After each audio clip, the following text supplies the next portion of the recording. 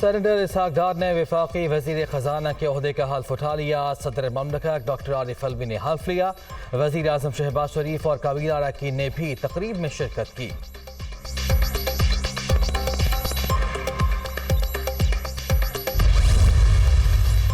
Dollar کی قدر میں کمی، امریکی کرنسی انٹر بینک میں مزید ₹1.66 سستی، 232 روپے 25 پیسے پر فروخت۔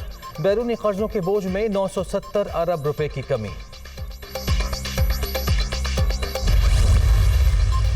بھارت کو پھر منہ کی کھانا پڑی، F-16 طیاروں پر اعتراضات مسترد۔ پاکستان کا F-16 پروگرام دہشت گردی سے نمٹنے کے لیے ہے۔ نئے طیارے یا سسٹم فراہم نہیں کیے جا رہے۔ جو فوجی ساز و سامان دیں اس کی تکنیکی معاونت ہماری ذمہ داری ہے۔ دہشت گردی کے واضح خطرات پاکستان کے پڑوس سے اٹھ رہے ہیں۔ پاکستان اور بھارت اختلافات سفارتکاری سے حل کریں۔ بھارتی وزیر خارجہ سے ملاقات کے دوران امریکی وزیر خارجہ اینٹونی بلنکن کا اظہار خیال۔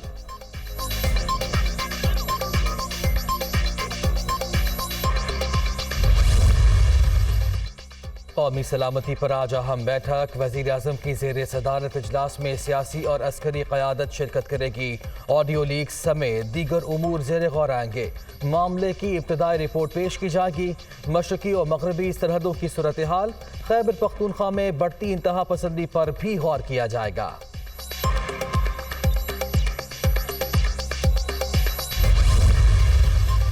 Audio leaks, security labs, high power committee تحقیقات کرے گی۔ ذمہ داروں تک پہنچا جائے گا۔ ایسا ہی رہا تو آئندہ کوئی اہم شخص وزیر اعظم ہاؤس میں حساس معاملات پر گفتگو نہیں کرے گا۔ مریم نواز نے کوئی سفارش کی، نہ رعایت مانگی۔ عمران دور میں غیر قانونی کاموں کے لیے ہیروں اور زمینوں کا مطالبہ کیا جاتا تھا۔ وزیر اعظم شہباز شریف۔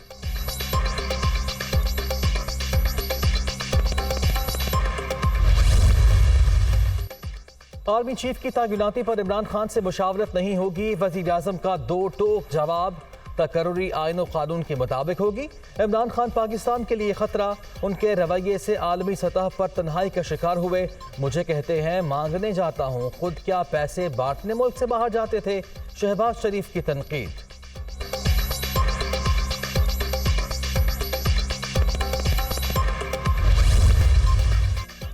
اسلامی نظریاتی کونسل نے ٹرانسجنڈر ایکٹ 2018 کے متعدد دفعات کو غیر شرعی قرار دے دیا۔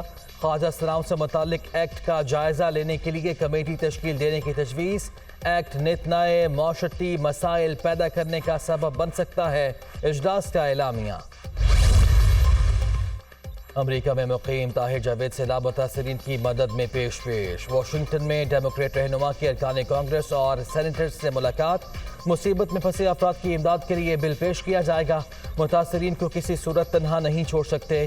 طاہر جاوید اور ارکان کانگریس کی ملاقات میں اتفاق۔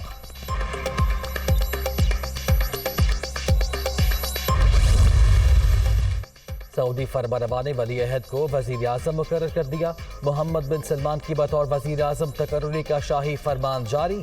سعودی وزیر دفاع کا قلمدان شہزادہ خالد بن سلمان کے سپرد۔ وزیر اعظم شہباز شریف کی ولی عہد شہزادہ محمد بن سلمان کو وزیر اعظم بننے پر مبارکباد۔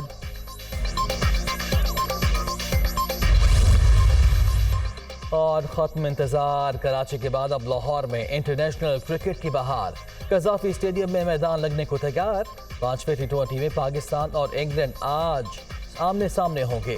7 میچز کی سیریز 2-2 سے برابر۔